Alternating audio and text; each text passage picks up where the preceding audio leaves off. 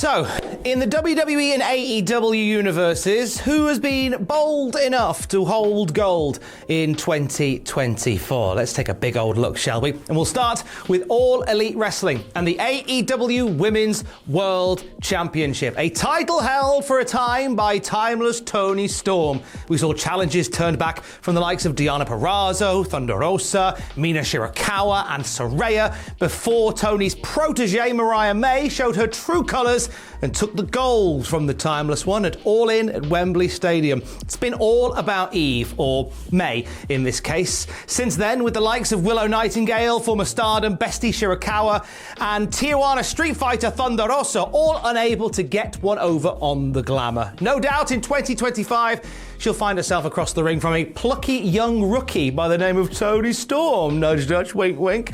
May has become the mother of AEW's women's division, whilst one man started 2024 as the father of the TNT title. Christian Cage holding the gold at the start of the year, overcoming Dustin Rhodes and Daniel Garcia in the first part. A brother from another mother would tear his thunder asunder, with Adam Copeland taking the title in an I Quit match in March. The Rated R superstar got W's over Matt Cardona, Penta, Kyle O'Reilly, Brody King and Malachi Black before a dive off a steel cage against the latter saw Cope dive onto an operating bed, forcing him to vacate the title.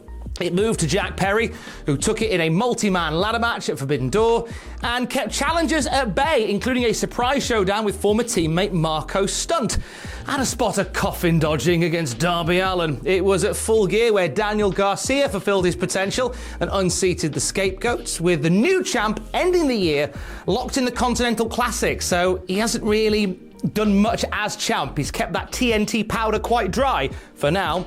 Expect explosive things in the new year. Now, we wouldn't have expected to see Daniel Garcia grab gold at the start of this year, but mind you, at the start of this year, Ricky Starks was an AEW champion, one half of the World Tag Champions alongside Big Bill. Whilst they weathered Chris Jericho and Sammy Guevara in January, they got caught in the tidal wave known as Sting's retirement tour, as the Stinger and Darby Allin became top dogs of tag wrestling in February. Sting hung up his boots as champ, surviving one final violent defense against the Young Bucks at Revolution.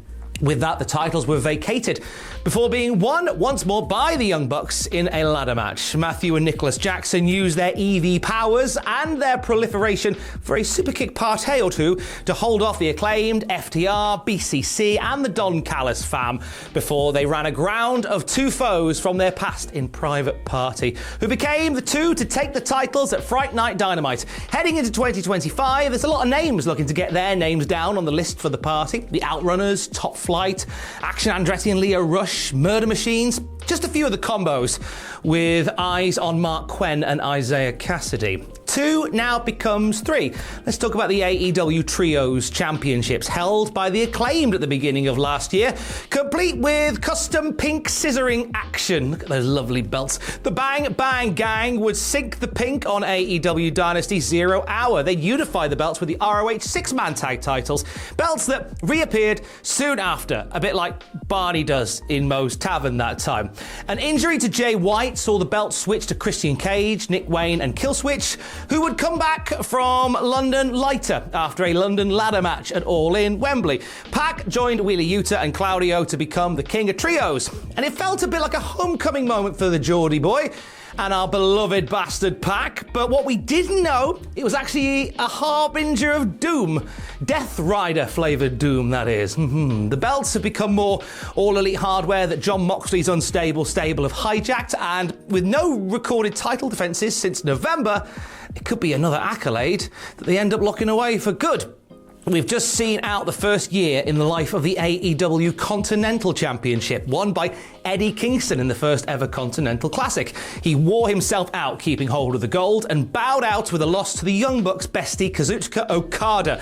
The Rainmaker proved his worth throughout the year with defences against the likes of Pac, Dax Harwood, Kyle Fletcher, and whilst he didn't defeat Bryan Danielson in that title versus world title encounter, he was able to keep then world champ Bry at arm's reach from his belt when he ran out the 10-minute time limit on his title vulnerability. possibility in that same match. Okada truly proved his resolve by winning the second Continental Classic at World's End, overcoming Ricochet and Will Ospreay on the same night, only to galvanize his status as the champ, but also to prove he is the best tournament wrestler alive today, adding the C2 to his numerous G1s. We go from Continental to International, and it's been a busy year for AEW's upper mid-card milestone, starting around the waist, or rather in the rucksack, of fighting champion Orange Cassidy. He beat the likes of Dante Martin, Commander, Ishii, and some of the best that the UK has to offer at Rev Pro high stakes,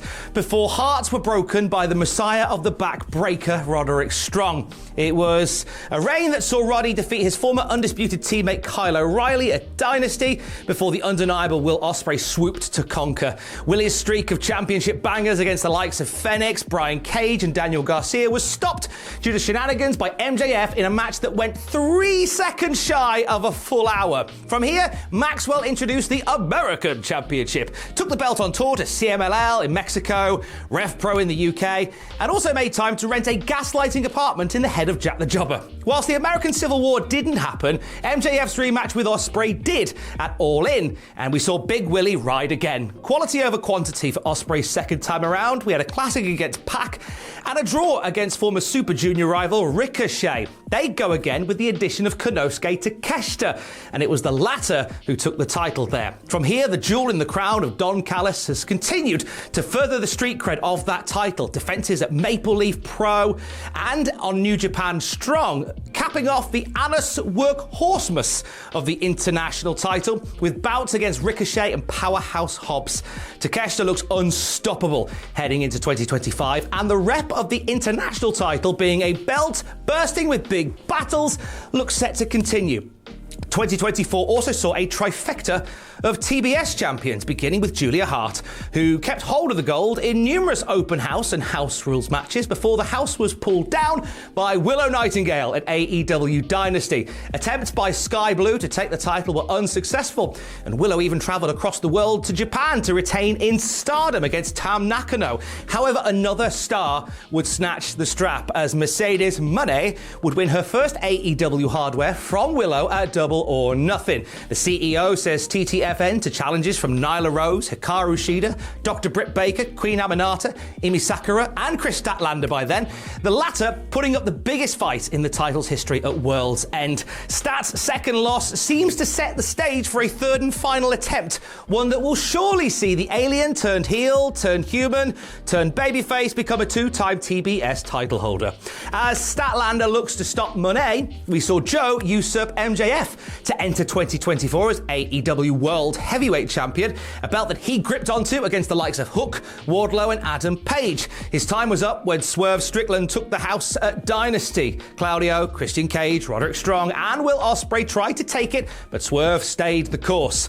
That wasn't until Bryan Danielson put his career on the line in the UK. The American Dragon, with Wembley Stadium in his corner, put the final countdown on Strickland's seminal streak and won his first and seemingly last AEW World Championship. He promised that when he lost the belt, he'd graciously retire from full-time wrestling, a prophecy that was fulfilled when Jon Moxley and his new gang of game-changing goons, the Death Riders, took possession of the world title at WrestleDream. The AEW Championship wound up inside a suitcase, whilst Bryan Danielson's head went inside a plastic bag in a pay-per-view closer that is now ranked as one of the top 10 anime deaths of all time. Since then, Mox and the Death Riders not so much held the title, but held it hostage, keeping AEW frontliners like Orange Cassidy, Jay White and Hangman Page from reclaiming the company's top prize. The AEW World Championship seems to be part of a bigger story, with Moxley and co.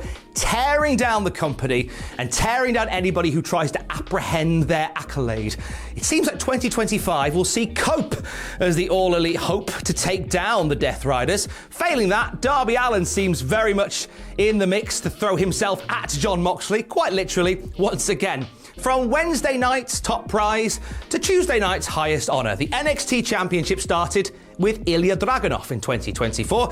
Uber Seeger was unseated after a second shot by Trick Williams at Spring Break-In, who became the man of the hour on NXT TV. As things were hotting up for Trick, he was cooled off at Heatwave when he lost the title to Ethan Page in a four-way match where Willie wasn't even pinned. Page shut down the Believers when he defeated TNA's Joe Hendry at NXT No Mercy before Trick's time came back around, defeating Page on NXT CW debut and again at Halloween Havoc. Trick Williams weathered a Yorkshire storm in the form of Ridge Holland before a double pin in a defence against Eddie Thorpe cast doubt over the reign of Trick. He is now in the crosshairs of both Thorpe and the colossal Obafemi, who could possibly be the one to Thanos snap NXT's breakout boy from the NXT universe. Talk about Obafemi again in a little bit. From one man the size of two to two men the size of two. The tag team titles in NXT began around the waist of D'Angelo's family members Stack and Tony in 2024, who met their fate in the paws and the jaws of the Wolf Dogs, Baron Corbin and Bron Breakker, 1 month into the year. A reign of terror designed to rejuvenate Corbin and recalibrate Breakker shone as a destructive double act against Chase U and Fraxium until the latter lads took the titles in April. With the exception of a loss to Chase U's Andre Chase and Ridge Holland, which was retconned 19 days later and may have very well been the cataclysmic event that eventually shut Chase U down, the sometimes tetchy friends Nathan Fraser and Axiom have had a firm handle on the tag world in the NXT shed and beyond. Across two reigns in 2024, they've set the Authors of Pain packing, they've pushed back the OC, they've halted an MSK reunion, a moment that may have also caused a cataclysmic event that led to Wes Lee joining the dark side as well. Unknowingly and sometimes unwittingly, Fraxium have altered the NXT DNA and done so whilst assembling tag team excellence. If Wesley can get his team on point, or maybe if Hank and Tank can steer themselves in the right direction, there is some beefy competition for them in the new year. Or more tag teams to break up. It could genuinely go either way. The bond of the Metaphor, however, was strong at the genesis of 2024, with Noam Dar marching his army into the new year as NXT Heritage Cup champion. It would take another close-knit group, the No Quarter Catch crew, led by then Drew Gulak and soon after Charlie Dempsey, to end that march and implement the catch clause on the Heritage Cup, whereby any member of the NQCC could rumble for the cup. It would take yet another close-knit group to stop them, with the family's Tony D'Angelo winning his first solo accolade when he beat Dempsey in May. Tony proved that he could hang in the English round system. That was until Charlie Dempsey came back with a vengeance and took the cup in August. Dempsey's second dance with the trophy was cut short thanks to a game Lexis King and a brass knuck swinging daddy as William Regal helped Brian Pillman Jr. win his inaugural prize in a WWE ring. I can't help but feel this strange relationship with King and Regal will only lead us to a father-son reunion, which, whilst is a bit predictable, I'm actually not that mad about. Nor was I mad about Dragon Lee as North American champion. A guy who came in with a whole bunch of fanfare, ending the reign of Dirty Dom and restoring order to the chaos as we came into 2024. He was assembling some low-key classics against likes of Tyler Bate, Charlie Dempsey and Pete Dunne, and then he hit a 7-foot roadblock in the form of Oba Bloody Femi. From here, we saw Femi become what felt like NXT's final boss, beating big boys Brooke Jensen and Dijak in the NXT Match of the Year, and beating main roster meat in the form of Ivar and Otis. A sound defeat of Tony D'Angelo rocked the family's confidence, but Tony rockied up and ended up beating the big lad for his belt. Big Tony put Obafemi away in a rematch and proceeded to get the North American gold in the family for the rest of the year. He defeated Sean Spears, Ethan Page, and distant relative Nunzio in the ECW arena. Flowers are due for Tony D'Angelo. He's held 3 titles in 3 different divisions in NXT in 1 calendar year. That is Don-like behaviour. This year saw the introduction of the Women's North American Championship in NXT, won by Kalani Jordan in a 6-way ladder match at NXT Battleground. She carried WWE's first ever women's mid-card title for 140 days before fatal influencer Fallon Henley took full advantage of a gauntlet match at Halloween Havoc to become the second ever champ.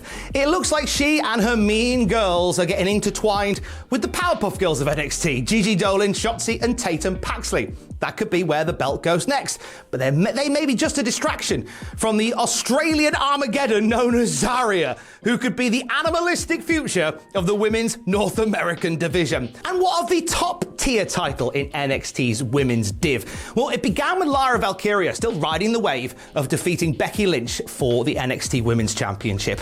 The end would come at the hands of a reinvigorated, freshly minted heel remix of Roxanne Perez. The dark side kept calling for Perez, and she swung the door open, taking the title from Lyra and being the standard bearer from April onwards. With the influx of high-end talent joining the NXT ranks, we felt it wasn't an if Perez will lose, but when. And to the credit of Roxanne and the creatives, Perez was unwavering. She turned back challenges from Natalya, Chelsea Green, Jordan Grace, Lola Vice, Thea Hale, Jada Parker, and Julia.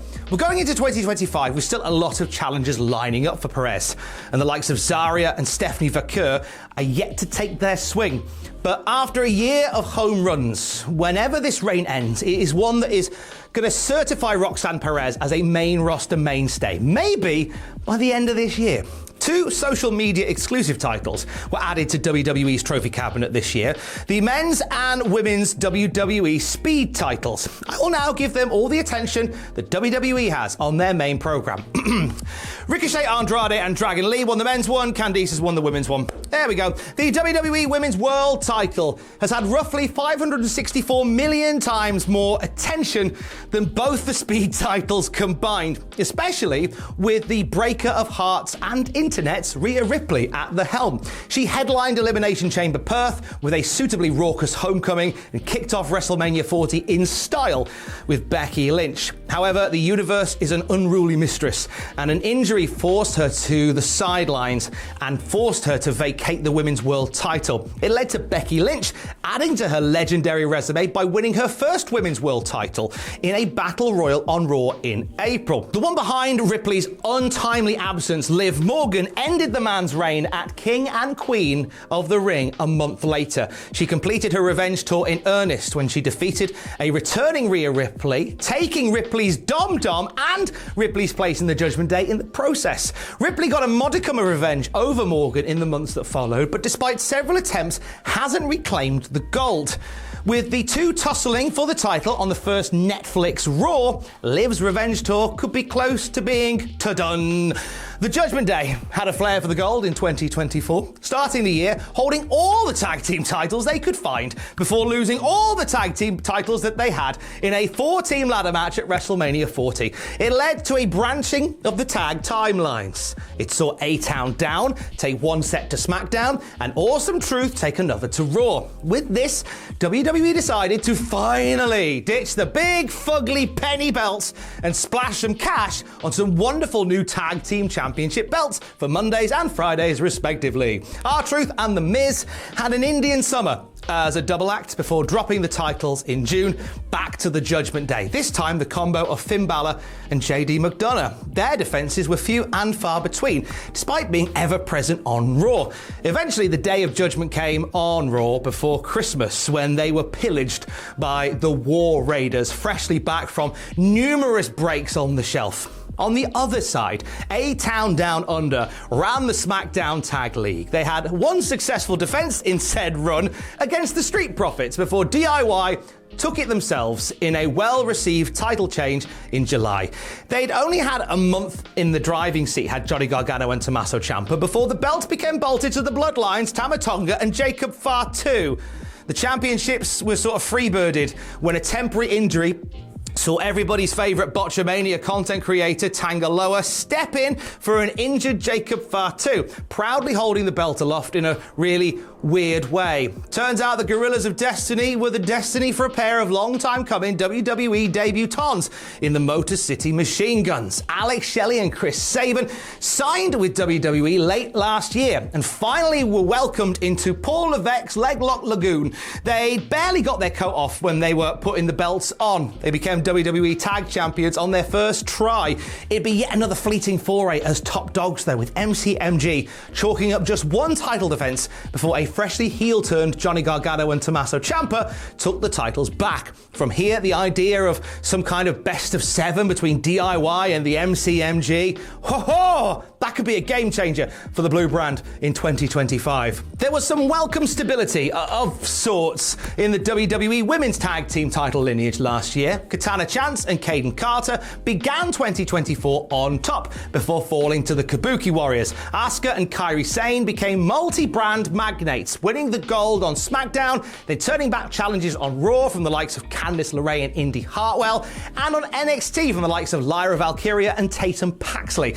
A storm would roll into France that saw Jade Cargill and Bianca Belair take the belts at Backlash. But their run hit a speed bump when WWE desperately needed to do something to appease a Scottish crowd that they were an hour away from upsetting. Alba Fire and Isla Dawn's women's tag team title victory at Clash of the Castle in Scotland gave us all warm and fuzzies, but it was undone when Belair and Cargill took the straps back at Bash in Berlin. This is the first WWE title to change hands on 3 consecutive European pay-per-views. You're welcome. You don't have to look it up, just in case I'm wrong.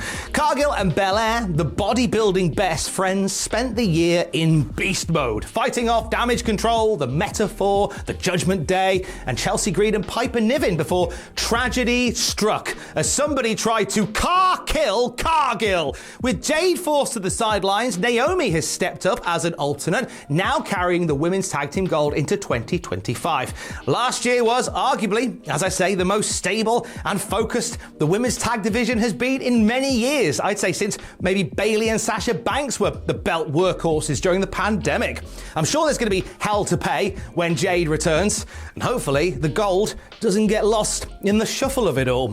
One person that absolutely was not lost in the shuffle last year was Gunter, who signed off on a delightfully devilish 666 days as Intercontinental Champion, falling to Sami Zayn. It led to a goosebump-inducing homecoming for Sami and a shocking Chad Gable heel turn, as well as a career-defining rivalry over the Intercontinental belt, which arguably Chad should have had at least for a little bit. Sami would be struck at 100 miles per hour by the fruit of Steiner Loins, Bron Breakker, who soundly beat Sami in a rematch on Raw a few days later before getting his lengthy title hopes yeeted by Jey Uso. Despite his overwhelming popularity, Jey was only down for 28 days-ish, losing the belt back to Bron in October. From there, we saw a lot of Breakker breaking, with challenges by Sheamus and Ludwig Kaiser, both in singles and multi-man matches, all being turned back. Bron is a future world champion, that is for sure. But for now, we're hyped to see Breakker further his portfolio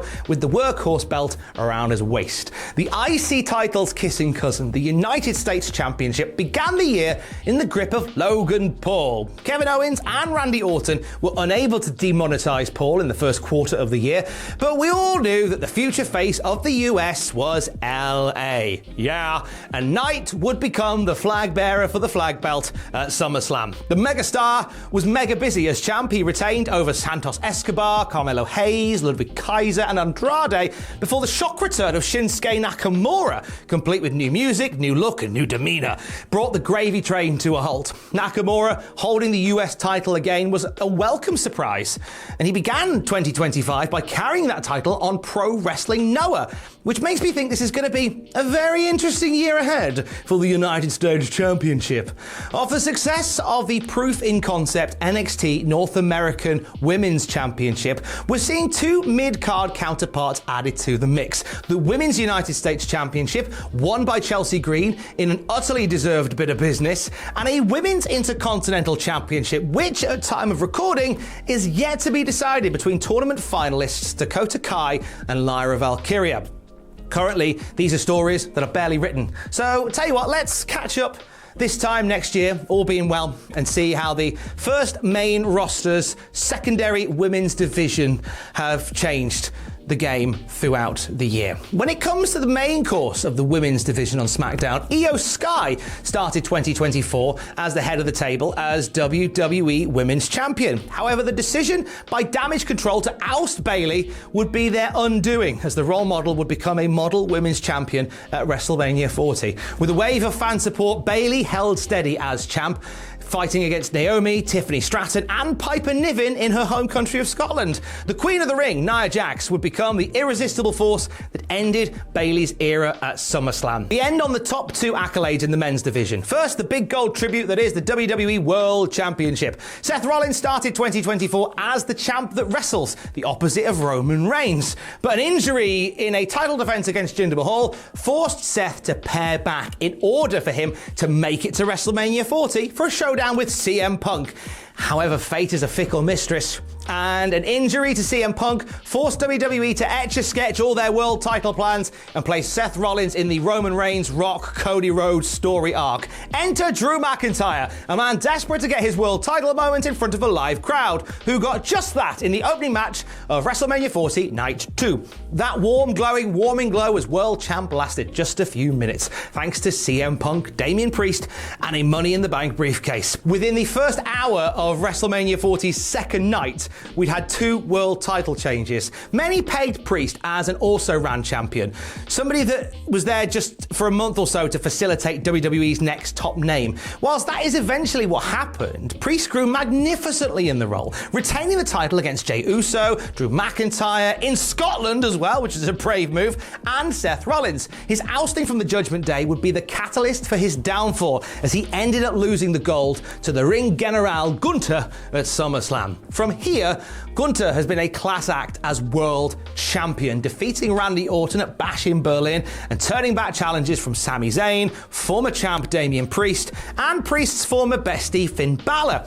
He suffered a rare loss at Crown Jewel, did our boy Gunther, but it hasn't stopped his momentum as the man. Looking ahead to 2025, Gunther has been so good that we could maybe see a babyface turn whilst he remains on top. Hopefully, WWE is in no rush, regardless of orientation, to take the title from the Ring General, because with so many titles knocking around both shows, you can afford to give one or two people at least a generational title reign. Why not give another one to Gunther? Speaking of generational title reigns, 1,316.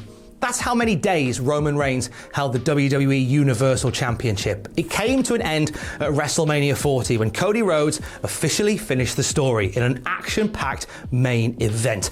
Cody's been consistently great as a standard bearer since then. He's kept the title over AJ Styles, Logan Paul, Solo Sikoa, and Kevin Owens. Cody's run has given us old fans a massive hit of the nostalgia pipe when he brought back the Winged Eagle Championship at a retro-tastic Saturday night's main event in December. But a vengeful Kevin Owens took the classic title after gifting the American Nightmare a near career-ending package piledriver. Owens proceeded to spend the last part of the year declaring himself the real champion, holding that Winged Eagle aloft, something that he hopes to solidify in a ladder match at the Royal Rumble. Now, it's likely that Cody will get to package up Kevin at the Rumble, and some optics point to Cody's time on top coming to an end at the hands of The Rock, of all people. Could we be talking about the final boss's reign as WWE Champion when we all look back on 2025? Well, at time of recording, we've only got 12 months to wait, so I could just wait here till then, can't I? We'll just wait here. Won't be long. Actually, on second thoughts, I've got a doctor's appointment in March, so we'll leave it there. Stay safe and love you, bye.